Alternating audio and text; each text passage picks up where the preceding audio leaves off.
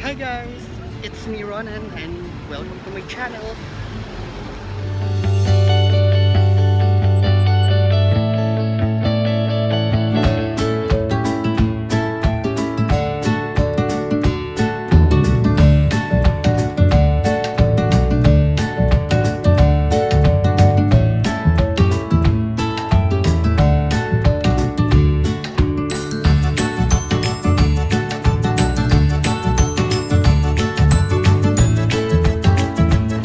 Okay, so hindi ka pa sa Rodix and I'm gonna eat tapsilog as usual. Ayan na siya. Laps na laps. I just have my breakfast. Nag-tapsilog ako. Ang aking guilty pleasure. And pagkatapos kong kumain, paglabas ko doon sa UP Shopping Mall, nakita ko ng ng banana queue. So ayan, lafang ulit si bakla. Sarap kumain. So dito muna tayo, lakad-lakad muna tayo dito, enjoy the nature. Later on punta tayo ng UP Town Center kasi I need to pay my bill. Kasi hindi pa ako nagbabayad. 28 pa yung yung due date, na ngayon.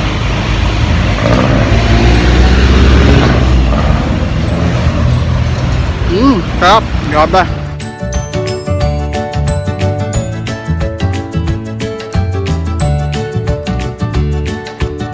So, I decided to walk na lang papuntang UP Town Center kasi technically malapit lang talaga siya.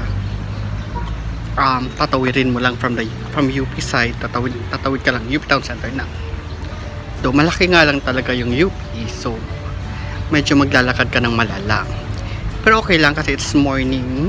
Then after that, diretso tayo sa medical center. Kasi I have to see my ENT doctor kasi yung eardrum ko na sumabog last year hanggang ngayon hindi pa bumabalik. Sabi niya 3 months daw, pabalik daw yun. Pero until now, hindi pa rin siya bumabalik. Basag pa rin yung eardrums ko. Kasi naman, nag-cliff jumping ako sa Tali Beach sa Batangas. Sumabog si eardrum. Kaya ayan tuloy.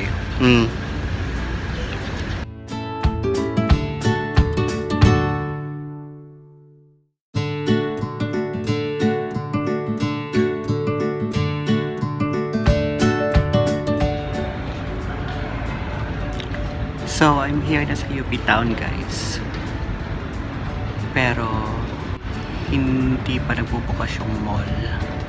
Mamaya pa daw mga 10. I'm 30 minutes early. Napagod ako sa paglalakad-lakad ko dun sa UP kanina. So, tumiretso na ako dito. Tumuwid na ako. Tambay-tambay muna ako dito sa coffee shop while waiting. Dito pala siya pag pag hindi pa bukas. Medyo tahimik pero yung mga store na nasa labas bukas na. Pero yung mall wala pa. Yung mga tao na din, yung mga coffee shop, yung ibang mga restaurant bukas na rin siya. Sakit yung tenga ko. Siguro may infection na to. Sabi kasi ng doktor, huwag mo lang daw siyang pasain or kailangan dry lang siya all the time. Which is ginawa ko naman, but there are times na medyo nililinisan ko rin kasi syempre, di ba? Parang hindi naman ako komportable na for 3 months hindi ko lilinisin yung tenga. Straight up, kadiri. But now, parang hindi pa siya bumabalik. Pero hindi naman ako nabibingi. Medyo lang, may konting kirot. But we'll see mamaya. Sana si doktor at pabigyan na ako ng gamot or kung whatever. Well, by the way, I'm reading this book entitled Ready Player One by Ernest Cline. I just started it yesterday. So far, very interesting. It reminds me of Tron. I'm not sure if Tron is a book, no? So, but I've seen the movie, yung latest, napanood ko yun. So, parang ganon. Parang video game yung theme niya. And there's a movie coming. So, I'm very excited as well. Gusto kong matapos agad para at least mapanood ko yung movie. Lately, yung reading habit ko medyo mabagal. I'm not sure why. But ganun naman din actually last year. This year, I actually wanted to challenge myself na to read diverse novels from different kind of genre and all that. Kasi most of the time, nakafocus lang talaga ako sa fantasy fiction. But last year naman, medyo I just started reading like mga love story or mga adventure na wala supernatural elements. But this year, hopefully, mas lalawak pa yung range ko when it comes to my reading habits. Last year, yung challenge ko sa sarili ko, na-surpass ko naman siya. So, hopefully this year, hopefully makaabot ako ng 80 to 90 books. Last year, I think, almost 70 books yung nabasa ko. And everything naman is actually recorded on my Goodreads account. So, nandun yung stats ko dun. So, at yung mga libro din na nabasa ko. So, I'm very, very excited. I no longer buy physical books, no? Except yung talagang hindi ko kaya, let's say, mga unraised books na kailangan na mahawakan ko siya. But most of the books, kinukuha ko na siya online. So, Kindle or basta mga e-books na yung binabasa ko kasi it's easier. Nasa phone ko lang. It's easier. I can read anywhere. Kaya yun. Kailangan mabayaran ko na tong postpaid ko or else baka maputulan tayo, moms. Baka machismis tayo ng mga friends. Baka machismis ang mga amigas and all. Nakakahiya. Yes. So, nakabayad na ako ng bill.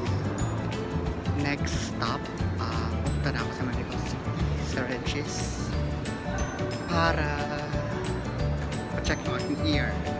But, wait a minute. Tingin nga muna tayo ng contacts dito. Kung magkano yung contact lenses. Okay, so nag-check tayo ng mga contact lenses, no? But, tingnan muna natin sa ibang optical house or store kung ano yung mga options doon. Pabalik na tayo sa Katipunan.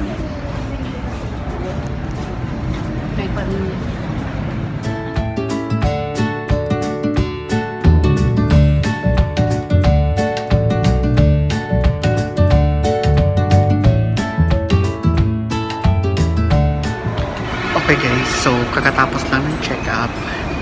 Tapos na ako kay Doc.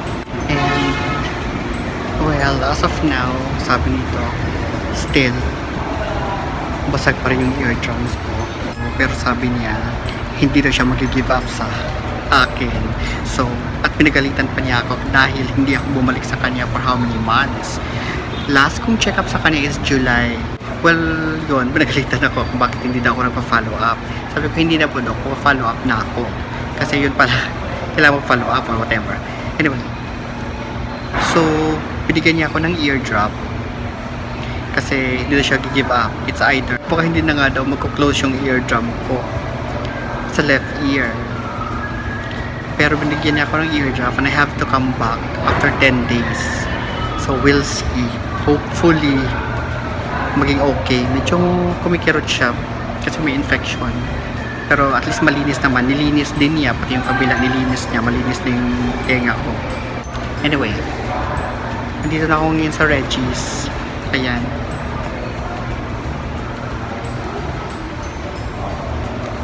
Katipunan traffic. It's already 11, 12 na, so magla-lunch na ako and then I'll go home. Hey guys, so we are home. Finally, mission accomplished. Lahat ng kailangan kong gawin sa araw na to, nagawa ko naman, which is good. And then tomorrow, diretso na tayo sa Makati. Doon na tayo uuwi. Thank you guys for accompanying me. And if you like my video, please subscribe. Please give me a thumbs up. And I'll see you next time. I'll see you this weekend or whatever. Bye!